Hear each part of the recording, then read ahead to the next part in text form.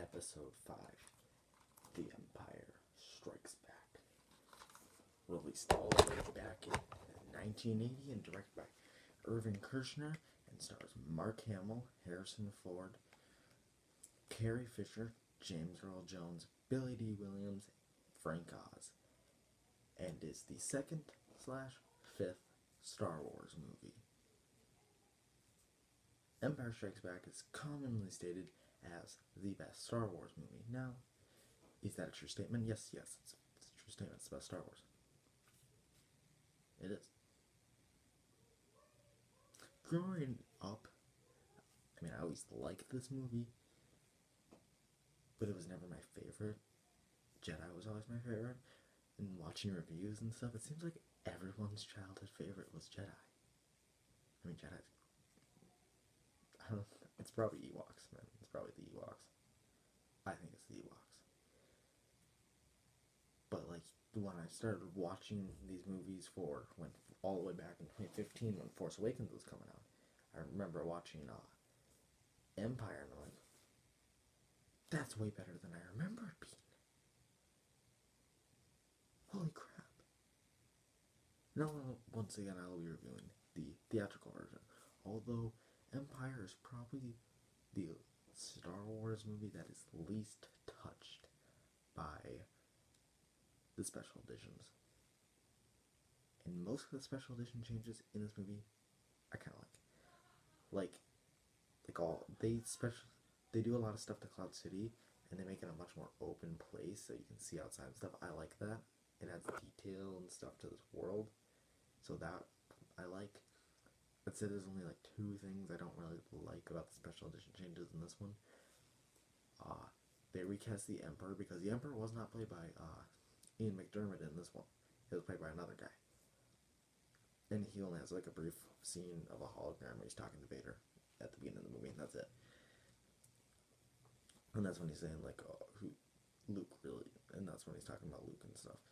And they changed it so they could have Ian McDiarmid and get it more in line with the prequels, but it kind of ruins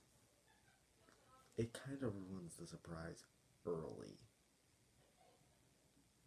It doesn't fully say oh, he's your son, but it sort of ruins the surprise earlier in the film. And then there's another change when Luke jumps down the reactor shaft. They had a scream, and I don't like that, because in the scene, Luke selflessly falls down there. He accepts death over joining the Empire. When you add a scream, it ruins his sacrifice. As Luke knew jumping would lead to death. Ultimately, we know he survived, but Luke chose death. He wouldn't be screaming if he chose this. It just loses his sacrifice that ends up not being a sacrifice or anything. So, it just ruins the whole scene and stuff. Other than that, yeah, this is the least touched by the special editions, but still, reviewing it as a theatrical. This movie is darker and goes to places that the first one didn't, and that's probably what makes it so much better. Now, darker doesn't always mean better. We've all seen Batman v Superman. So, just because a movie's dark doesn't mean it's good, but this movie manages to have some lighthearted tone, once again thanks to Harrison Ford, but also the script is much better in this one. Lucas obviously had most control over it, but other people were in there fixing up the script and stuff, and Lucas wasn't the director this time, so Irving Kershner got to direct the stars more, got to tell them how to do things. So it ultimately works out better dialogue and flowing wise, having a different director than Lucas while also having Lucas supervise. Because like I said, Lucas can be a good director, but having him just do all of this like he does in the prequels is not good. Having a bunch of other people do stuff while Lucas just sits there, supervises, makes sure everything goes to plan. That's how we got this movie, so it works that way. The action in this movie is phenomenal. The opening battle on Hoth is instantly memorable. Introduces the iconic AT-ATs. Hoth is such a fun location to be at. It's just a barren wasteland, but like it's different. Like it's a planet completely covered in snow, which it's kind of visually pleasing, and of course the rebels are going places that no one wants to be to hide out from the Empire. And it works really well that the movie starts with the Empire just desperate and sending out droids. They're trying to find the rebels. They're trying to stop the people who committed that terrorist attack on the Death Star. It works very well, starting the movie from sort of the Empire's point of view, instead of how the first one does. It starts with the droid's point of view, which helps us introduce us into this world. Now we know this world, so we're not going to introduce us with the droids or the good guys. We're going with the bad guys. This is the bad guys. They're striking back. This is it. This is the movie where they get their revenge and stuff. So it works way better doing it that way than having the movie start out on like Hoth and Luke and Han just being there, hanging out. Our characters are separated for about 3 months, I believe, is what we've officially landed on timeline-wise on how this movie is, because Han's hyperdrive on the Millennium Falcon is busted, and they're going from all the way from Hoth to Bespin for the movie, and they get stuck in places like an asteroid field and stuff. So, and Luke training for a couple days doesn't work. And as we know about space travel in Star Wars, it takes a while. Even light speed takes a while. We learned in the first one that just getting from Tatooine to where Alderaan used to be in light speed is 3 hours. So, obviously not having light speed and going from like an outer rim planet to, I don't know if Bespin's an outer rim planet. I think it's a mid rim planet, but still, going all the way there with no light speed, and also getting stuck in like an asteroid works better timeline wise for 3 months. It also works better for Luke because that means he's been training for 3 months and not like a couple days. That wouldn't make sense. So yeah, three months is how we pretty much landed.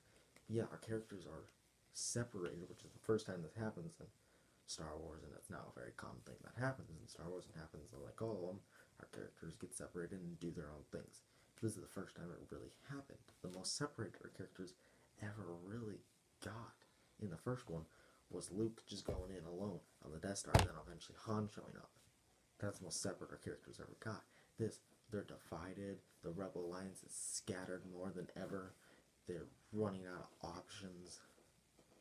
It's really, really well done.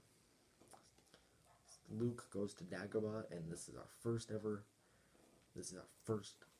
look at Yoda. We never knew anything about him. We just know that goes to everyone like, Luke, go to the Dagobah system and learn from Master Yoda. So he goes there and he learns from Master Yoda. And at first Yoda's like just like acting like this crazy guy with some super funny lines. Oh, Frank Oz is the best. I love Yoda so much. I love Yoda. And then like Luke's getting serious about the Jedi training, and then Yoda's getting frustrated, so he gets serious. He's like, I will not train him. And Luke's like, I'm not afraid. You can train me. You will be. You will be. And the training montages on Dagobah are really well done. Luke learns the Force. He's not just practicing lightsaber swings, he's learning the Force. He's learning to concentrate. He tries to lift his X-Wing is like too big. Size matters not. Numerous beings we are, not this crude matter. Then Yoda just concentrates, uses the Force, lifts the X-Wing out of the swamp. That's great. or Luke's lesson about the cave on going to the dark side. When Luke enters the cave on Dagobah, he's like, "What?" Luke's like, "What's in there?" "Only what you take with you. Your weapons. You will not need them." Luke brings in his lightsaber anyways. He sees Vader. There's a brief little clash of swords, and it cuts off Vader's head. The helmet explodes. It reveals Luke's face. It pretty much shows Luke his path. If he continues to, goes down this darker route that he's starting to take, he learns lessons, and all the training sequences matter when we get to the final battle in this movie, and it's very well done. Han, Leia, Chewbacca, and 3PO are stuck just going through space, trying to fix the hyperdrive, and we get an awesome chase through the asteroid field by the Empire. It's really tense, even knowing what's gonna happen. Like, C-3PO's like, "Oh, so the chances of surviving an asteroid field, blah, blah, blah, blah." And Han's like, "Never tell me the odds." And Han's like, "That'd be crazy to fall us in here." It's super cool. It's well done. The music is once again great in all the scenes of this movie, especially the Imperial March. The first ever theme song for the Empire and Vader, and it is amazing.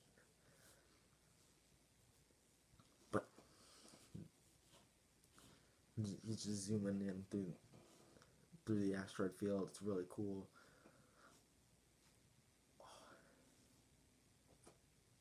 The relationship developed between Han and Leia is actually quite believable.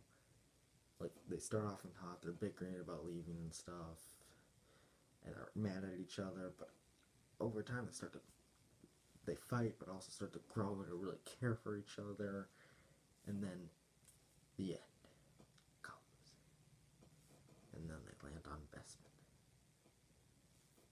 And we meet Lando, played by Billy D. Williams. And he is such a cool guy. Not as cool as another character we happen to meet in this movie, Boba Fett. Which is not Boba Fett's first appearance in Star Wars, if you're a fan. No, his first appearance was in the Holiday Special. The Star Wars Holiday Special. And Boba doesn't do, like, anything in this movie, but he's still cool. He's still so cool. It's awesome. See, Vader feels more menacing in this. Like, he chokes a guy without even doing anything. He just thinks about choking the guy, and he chokes him all the way, like, across space, pretty much. Like, Vader's having a message with one of his admirals, and like, "You failed me this time." He's just staring at the guy through, like, the monitor, and the guy starts to choke and die. That's cool. So they go on Bespin, and we know that there's a history between Han and Lando. That's super cool. And then we find out that it's a trap. And Han gets frozen in carbonite. And the last words, Leia and Han. "Leia, I love you, Han. I know." Freezes. Oh, it's so great. It's so beautiful. It's so well done. Of course, we know that Lando's actually a good guy. He had no choice. He was just trying to protect everyone in Bespin. I mean, he really did show his, like, he really did have the best interests in heart for, like, his entire population of the people he's ruling. He's like, "I gotta protect these people. I'm not gonna let the Empire just trample over them." Luke ends his training early against Yoda and goes to Obi-Wan's wishes. Luke flies to Bespin to save his friends. Boba Fett leaves with Han and goes to Jabba's palace, where we will meet him in the next movie. And Luke faces Vader in an awesome lightsaber fight. Like, there's 3 different parts to, like, this fight, and each one is so cool and so, like, at your seat, armrest gripping. And finally, we're in the final confrontation. Luke's tired, he's worn out. Vader with a simple slash cuts off Luke's arm. Like, "Obi-Wan never told you what happened to your father. He told me enough. He told me you killed him. No, I am your father." Bam. greatest plot twist in cinema history. It's a legend now.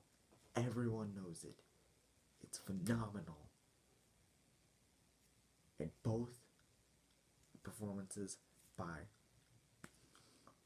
Mark Hamill and James Earl Jones are great. That's not true. That's impossible. Such your feelings, you know it to be true. And like I said, Luke's sacrifice. Yeah, we know he doesn't die, but he was going to. He's not. He'd rather do this than go to the dark side. And the scream just ruins that moment. We also start to get hints of Leia's possible Force abilities when Luke reaches out to her with the Force. This movie ends on a very somber note. And thankfully we can just pop in the next movie, because when people saw this originally, this was not that much enjoyed movie. People actually really disliked this movie. And now it's often cited as not only the best Star Wars or best sequel, but one of the best movies of all time. And they're right, this is one of the best movies of all time. This movie is amazing. I am going to give Star Wars The Empire Strikes Back a 100 snowspeeders out of 100. I love this movie so much. Do you have, obviously you've probably seen Empire Strikes Back. What do you think of it? Is this one your favorite?